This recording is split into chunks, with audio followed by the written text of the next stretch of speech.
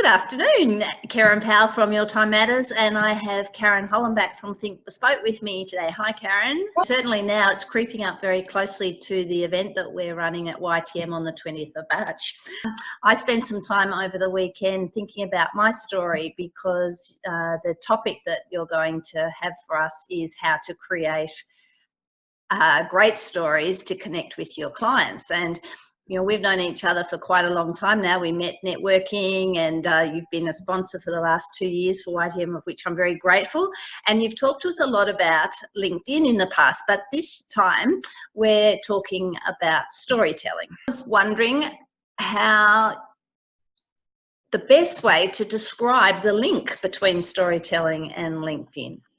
All right. Well, when I work with people on their LinkedIn profiles, one of the things I try to sort of first talk about is just to get them to sort of unpack, for want of a better word, who it is that they are and what's their why, what's the reason why they do things. And the more I can tap into that, the more I can make LinkedIn work more effectively for them. And so I really started to understand my role as helping people unpack and tell their stories when people would share all the things that they did leading up to their current role and what they're doing. And when I showed them how to inject story into their LinkedIn profile, it was almost this lovely validation for and confidence building in many ways around telling their story that translated beyond their LinkedIn profile and also to how they introduce themselves. And Karen, I think the connection is that if people view their LinkedIn profile the way I suggest they do, which is it's just you in a virtual networking room, and you need to inject your sense of personality and why you do what you do and why you did previous things. Let's use yours. I love hearing your story. Like whenever you get up and present, you do talk about the connection between all the things you've done leading up to running YTM have really influenced why you do what you do at YTM. Well, if you look at your LinkedIn profile in that context and you tell that story through your current role, your summary, your headline, the way you show the photos, your background image, your profile photo, the links, your projects, it gives, by injecting story into your LinkedIn profile, it gives people a really strong sense of you. And so storytelling goes beyond your LinkedIn profile, because really the job your LinkedIn profile should do is amplify your sales and marketing strategy that are potentially coming from your website and your other touch points, because LinkedIn's only one of a number of touch points. So as people are trying to assess you effectively, because they do assess you online and face to face, LinkedIn is your LinkedIn profile is one of the places you can tell your story. Right.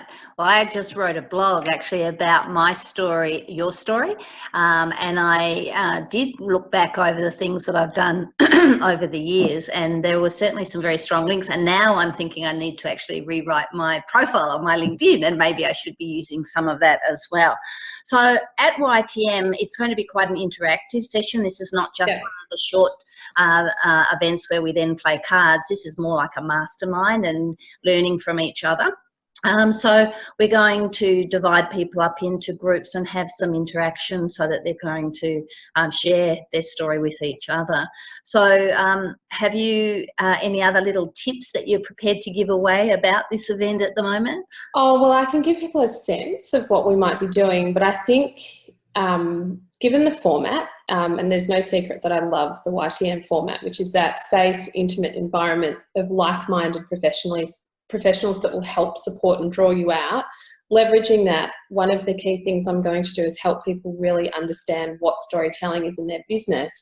And once they understand how to tell their story, I don't sort of say that lightly, what you've really got to think about your why, and you've really got to be able to be prepared to demonstrate a bit of vulnerability. So not necessarily personal or reveal personal details, but be willing to talk about the things that you did prior to what you're doing now, and to talk about them in the context of what you're doing now, and to talk about them in the context of who you're trying to influence.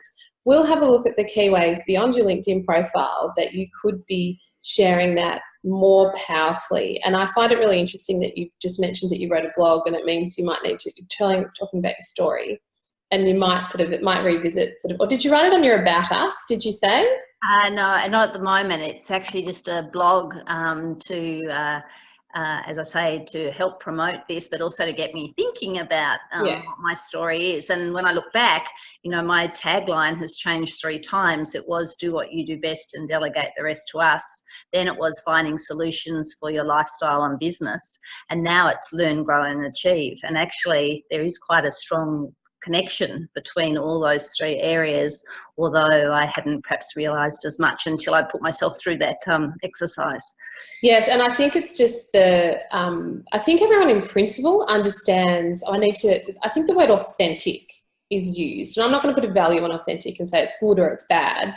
It's just you need to give people a sense of who you are and what you stand for and what you believe in. And so there's a business way to write that. So it's not to sort of share, you know, what you wanted to be when you grew up necessarily. It's really to contextualize that in a commercial and accessible way for people that are thinking about doing business with you.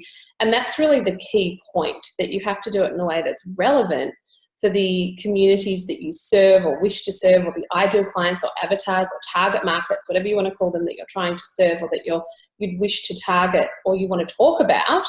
It's important to understand the key ways to inject that into all of your online platforms. And then it's also can translate to your brochures, you know, what you've got written. You talked about your tagline, and also just face-to-face when you're talking about yourself and your business. I mean, at my most basic level, just say to people, I help people with LinkedIn. You know, and there's so much more to me than that. And if you read the About Us and you want to understand my why and you look at my summary on my LinkedIn profile, there's so much more. Yes. But there's there's layers of storytelling. So one of the things we're going to do is very practically look at, well, what is storytelling for business? So people can attach a concept to it, not just go, okay, I need to be more authentic, I need to be me, but what actually can I do, Karen? And I'll show some really practical examples of, well, here's some examples of how Think Bespoke does it. Here's some examples of how YTM does it. And then also this idea of just how to connect with storytelling. So it's not just talking about yourself for the sake of it. It's, as I said, having some sort of reason, being more strategic about what you're sharing about yourself. Yes. And then where storytelling can be used. So I'll actually list examples of, okay, well, if you've unpacked this and you're telling this story, here's where you can use it. So that's what people can be doing. And as you said, very interactive. So I'll just be presenting the concepts and talking about the ideas. And in that lovely supportive environment that I really value being part of each month at YTM, people will be helping each other draw out their stories. Because one of the key things, and I know you talk about this a lot too, Karen, is this concept of sort of collaboration and getting feedback from others. You cannot necessarily write your story on your own. So the way that the format that you've set up at YTM for these more professional development mastermind type events enables people to actually get value from not only my insights, but hearing feedback from other people in the room. And I know that you have a very loyal membership base, but I also know that you regularly have new members attending. So you're going to get that combination of people that don't know you at all, that will ask you questions because they just don't know your business, but then also people that have probably known you for a year or 2 or 3, yes, and can maybe shine a bit of a light on things they know about you that they might help you draw out based on conversations that they've had with you at other YTM events. Yes, I think we talked about actually even looking at a couple of case studies or something like that, and now I'm feeling really nervous about my blog and my About Us and my LinkedIn, because I'm thinking maybe they don't all gel together,